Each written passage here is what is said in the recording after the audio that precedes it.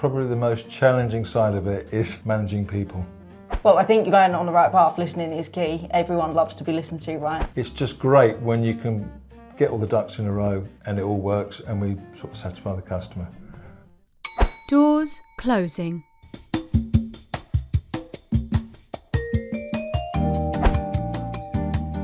Welcome to the 13th floor. Stuck in a Lift HQ. Stuart, thank you so much for joining us today on Stuck in a Lift, Season 3. We've invited you on because we want to learn all about your journey and Leicester Controls as well. Right. Okay, so who are Leicester Controls and what do you do? Leicester Controls are probably the biggest independent lift control panel manufacturer, encompassing lift controllers, moving walkways, escalators, and that's what we are. That's what we do, build controllers. What's been your strangest request when it comes to lift controllers? Oh, golly. Any odd shapes, sizes, or? They come in all different shapes and sizes. There's so many different ones, and probably at my age it's difficult to remember them all, but yeah, I mean, look, all shapes, sizes, speeds, they're just so variable, you know. So all requests are doable? They're not, because there's one or two we do turn down for obvious reasons, just because they're too complicated. Yeah. And we just know it's going to be fraught with problems. So we just don't even entertain it and say, look, thank you, but no thanks. Got you. So we just don't like upsetting customers. Of course. None of us do we? We don't, no. So how long have you been in the manufacturing industry and what made you join? I joined in 1988. It wasn't actually to join into the manufacturing industry. It was just an opportunity arose, which I thought, well, let's go for it. I'm pretty young. Let's give it a go and see what happens. How old was you back then? Now. Let me think. Early 20s, okay. I suppose, early 20s. Mm-hmm. Yeah, about that. Cool. So, yeah. What did you do before that? I worked for a very big construction company, which we probably... Can I plug the name? Yeah. I mean, I don't make a difference. I used to work for Balfour Beatty many years ago on the electrical side of their projects. That was worldwide, so there was a bit of overseas travelling. Then I got a bit disillusioned. You know, you're just a number on the pebble on the beach. So I went to a smaller company that did groundwork contracting. Okay. And then they diversified and did one or two controllers where we needed to buy one or two controllers for some sewage works of all places. And that's how I first got introduced to Leicester Control Systems, because that was my ex-partner's business. Right, got you. There you go. So Leicester Controls, what's been your biggest project so far? It's a bit difficult to gauge big. I mean, big can be lots of units, big can be a really big lift, or big can just be, you know, complexity. So there've been a few along the way. It's difficult to define big. Any project that really stands out to you that goes, that was like a wow factor? In our early days, very early days, we made good progress with the old Midland Bank organisation, where they just updated and upgraded a lot of their lifts within the bank. Of course, Midland Bank is now NatWest Bank. Mm-hmm. So that got a good stronghold. We had a big contract with Sainsbury's, refurbishing a lot of their controllers. Yeah. And then we've done some big ones, big projects. Probably the biggest in the most recent time was Glasgow Housing Authority. Okay. I'm trying to remember exactly how many lifts there were, but there's a lot of lifts, and they're big high-rise. So that was a big project. Done Downing Street, which is nice. You know, the Lloyd's building in London. A few football stadiums, as you do. Cricket stadiums as well. Probably another very big job was a very strange lift on the QE2, which is now decommissioned, of course. But it was the bow lift, which only went 2 floors, obviously, and housed 6 cars, but it had a turntable on it. So you drive it at the top, lift goes down, then there's this hydraulic turntable that turns that you can park your Bentleys and your Rolls Royces. Wow. Only 6, only room for 6. But that was very complex, that control. I can imagine. So, yeah. So the range is quite as you can huge. See, yeah, all shapes and sizes. Target Lifts are proud to sponsor the Stuck in a Lift podcast in partnership with Blacks Productions, providing honest and detailed communication to ensure you are supported with your lift requirements. Target Lifts are always aiming higher. What would you say your most challenging part of your role is? I think historically, being in this game for quite a few years, probably the most challenging side of it is managing people. Yeah. You know, that's something you're never taught at school. You go off and do a degree, although I didn't do a degree, but you go off to college and learn a skill or a trade, but no one ever teaches you how to manage people. So that's been a big challenge, and it's challenges every day, every week. People. How have you learned that along the way? What have you put in place to kind of make you improve in that department? I think I always listen. I probably just listen too much to people rather than make a rash decision. And any situation that we're faced with, I don't make a decision straight away. I just, okay, let's think about this one. And I go away, and on my drive home, I'll think about it and what have you, and sleep on it maybe, and then come to a decision the next day as to what we should or shouldn't do, or, I haven't come across this one before. Do I need a bit more advice from the HR department or not? But it is extremely difficult, the people side of it, because they are your company at the end of the day. Oh, yeah. And you've got to get them all producing. And everyone is so different, right? Tell me about it. Be able to motivate one, but they might be motivated. I'm sorry, I shouldn't swear, but No, they are. They're so different. They've all got their own requirements and needs and this and that. So yeah, that's difficult, and it will continue to be difficult. Well, I think you're going on the right path. Listening is key. Everyone loves to be listened to, right? And I think that's the main. Some do go on a bit, but anyway, you've got to listen. You've got to hear them. You've got to hear what the issue is, and then take a judgment on what you should do. What do you love most about your role? I think probably it's being able to make change. Okay. I think with what we do as a company, we get phone calls, people's got lifts broken down, and you always hear it's the end of the world, lift's not working, need it in a week or something. That sort of scenario, and it's just great when you can get all the ducks in a row and it all works, and we sort of satisfy the customer. That's when sort of everyone pulls together. You can see them all wanting to get the job done in a specific time to help out the customer, and that's really good. Like that. Love it. Well, this is a huge building, so I've not been here before. It's not that big. I mean, there's a lot of rooms. I felt like there's a lot of rooms and a lot of levels. How many people have you got in the team? In this factory, we've got about 45, I think, 45, maybe 50. And then we've got another similar factory in the Midlands where we've got just a few less, probably 40. Okay. So it's a few mouths to feed. Yeah, at the end it's of a the lot day. of people to. Approaching 100. Wow. Yeah, nice. Exactly. Nice. That's a lot of Christmas cards.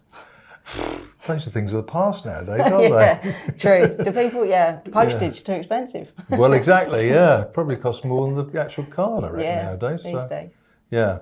Target Lifts are proud to provide qualified and experienced field staff to ensure all reactive repairs, call-outs and technical visits are completed in a timely fashion. Their management and administration staff are entirely focused on providing a customer service experience that is second to none. Target Lifts can provide expert maintenance on all types of single lift and group installations. They offer a 24-hour, 7-day-a-week emergency call-out service, of which they are committed to ensuring all calls are 100% attended to in the agreed service level agreed times. To find out more, visit targetlifts.limited.co.uk today. What is the most expensive part? I see you've got a part here of an elevator. Can you talk us through it? Well, I'd like to think probably the most expensive part is the control system, because that's the most detailed and intricate. But I could be wrong. I mean, I don't sell motors, I don't sell doors, but I'm sure a door operator doesn't exceed the cost of a controller. Motors can, I would have thought, but that we're talking big motors. I mean, like big motors. Probably when you sort of whittle it down, the most expensive complete part is the control system. And is that what you've got here? No, this isn't a controller, but this is like, if I use the analogy with a computer, you've got your computer in front of you, and if you ever open up a computer, you've got the main motherboard. Yep. And that is the brains to the actual computer.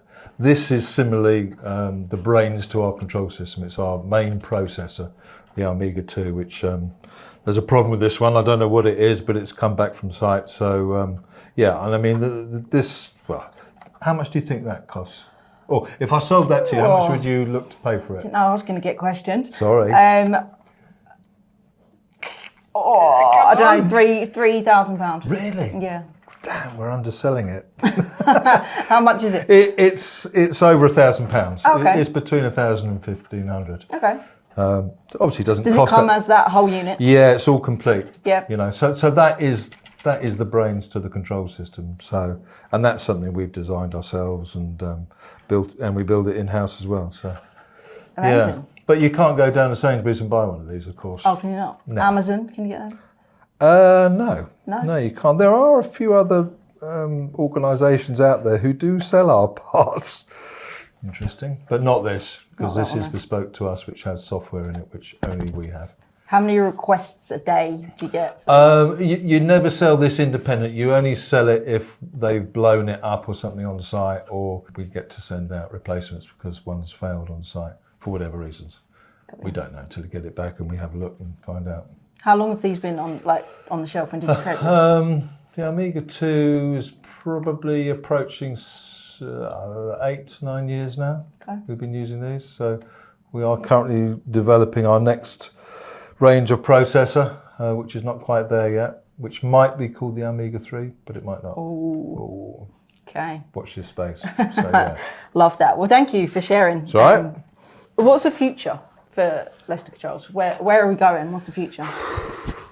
To be honest, over the years, our future has probably been dictated by our customers. Whenever we've done a new this, a new that, it's sort of been generated, or the interest has been from our customers. They've sort of pushed us into, why don't you do this? Why don't you do that? We'll support you, we'll help you. So certainly what they ask for and what they request sometimes does lead us a certain route. However, we do have our own destiny and want to know where we want to get to and have ideas and know what's being developed. I mean, it won't happen in my lifetime, but just seeing this program on the Beeb 6 months ago about elevators and where elevators are going, and they're all. That was on the BBC. Was that with Gina? Yeah. Gina Barney. She was mentioned. She was in it. Yeah. She was mentioned on Yeah. it, but it's just seeing that. Lift propulsion will be driven by magnets in the future. They do it on trains in China at the moment. You get north and south and they attract, and before you know it, you've got something moving. So yeah, this could be 20 years time in our industry. Did you know, as part of Target Lift's social initiatives within their local community, they currently sponsor 3 football teams: Milton and Falston's under-16s, Fleet Down United Girls under-18s, and Together Men Football Club, a charity football team raising awareness for men's mental health. Keep an eye on their progress on all of their social media accounts. Target Lifts are always aiming higher. Where's AI going to sit in this, do you think? I'm too much of a dinosaur for that. Okay. I'm not going to worry about AI. The youngsters can sort of sort that out. Funny enough, I did do a bit of AI the other day just to sort of type in the possible name of our new processor, and it came up with a few interesting ideas, but that's the only time I've used it. But yeah, the youngsters can sort all that out. Everyone's talking about it, aren't they now? Yeah, they are, yeah. Whether it goes in our industry or not, which I'm sure it will, but to what degree, I haven't got the time or energy to look into it at my stage of life. Sorry. You've got an updated phone though. Are you doing all right, or is it? Get out of it. But what is that? 12, 13? I don't know. Yeah, all right. So it's an iPhone. Oh, it's in colour though, so that's all right. It is colour, yeah. Okay, yeah. cool. So you're not that ancient. No, not got a Nokia 3010, I think it was. Just going to show me age. But there you go. That charge stayed for a week, didn't it? It did indeed. Charge that for. It did. It's the size of a brick. Have you seen anything that was unexpected along your journey? Anything you can share with us? Not really, no. I mean, don't get me wrong, our industry is not very sexy, so it's... There's some sexy lifts out there, Oh, though, really? So, nothing's going to really jump out at me. I think if anything's unexpected, is just probably disappointingly on the human side of things and the employee side of things, Okay. Stories you get where you can't come into work, and I think, yeah, really, and that thing probably... I just can't believe some of the excuses I see nowadays. What's the most strangest situation that someone's called up and they've said, I can't come into work today because of what? That person is no longer with us, and I'm being honest and upfront. It's only happened in the last month. Okay. Yeah, we I won't obviously mention the name, but couldn't come into work because the house had been broken into. And he sent a picture of the door lock, front door lock, which had sort of been wedged in with a screwdriver and really damaged. Oh. And sent a picture. I thought, that's a bit unfortunate. Yeah, never mind. Well, you obviously can't get it because you're waiting for a locksmith to turn up. And you just type in locksmith door lock entry on the internet, and there's an identical picture on the World Wide Web. Oh, no. And I'm thinking, really? Really? You think they were that...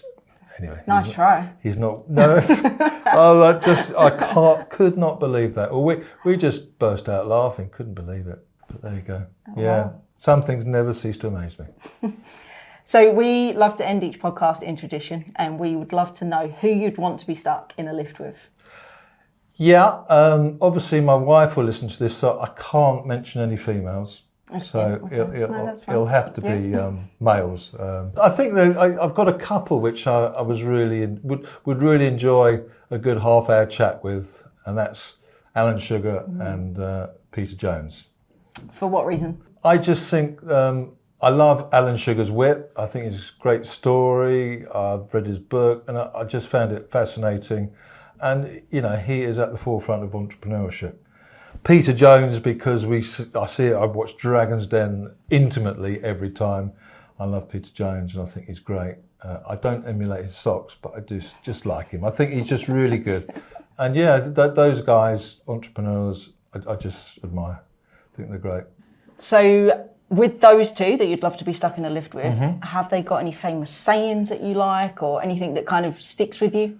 Yeah, I think that there's one or two that Alan Sugar used to come out with, which I think would resonate with me, and also anyone else really who's been in our position or my position of having their own business, you know. So I think there was a good one. He said, if you take care of your character, your reputation will take care of itself. I think that's a nice little saying, Al. Well done. Another one, once you decide to work for yourself, you never go back to work for somebody else. That one is... Yeah. Yeah. Fortunately, I've not been in that situation, but yeah, I can resonate with that. And I think lastly, learn from your mistakes. Only work with people who you share your vision and culture, and most importantly, focus on your customer. I think that's key. Got no customers, you're no one, are you? We are not, exactly. So take those on board, team, and you can't go too far wrong. So. Cool. Well, thank you for sharing. All right. You're welcome. And I wish I'd gone on Dragon's Den many years ago, but I don't know what I would have done, what I was selling. You've still got time. Why can't you go on now? Do you think so? Yeah, really? 100%. 100%. Oh, I had this idea of something long time ago, but it never got going. There you go. Do you reckon you could hold your confidence against all of them? Because Stephen Bartlett's on there now, right? Yeah. I mean, I've seen it enough time. But... Yeah, I know what to say, and don't forget to don't overvalue it, because they always pick you up if you give a stupid valuation. But yeah, I'd enjoy it. You'd give it a go? I'll give it a go. Okay, yeah. I'm going to give you 12 months and I want you on it. Really? Yeah, that's it. Okay, yeah. You've got time. That's really kind of you, thank you. Thank you so much for joining us today. It's been great talking to you. You're welcome. And yeah, have a great day. And you too. Thank you very much. Doors closing.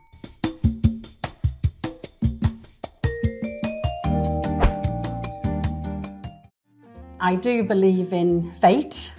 Wow. Okay. That is heavy. Tell me what you really love about your job. Mentoring and training people to be better than you, be themselves. The person who got the job I originally went to interview for actually is my husband.